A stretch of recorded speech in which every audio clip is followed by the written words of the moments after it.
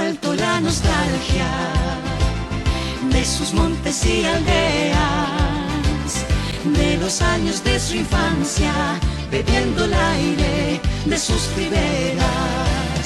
Llorando, brindará por los amigos que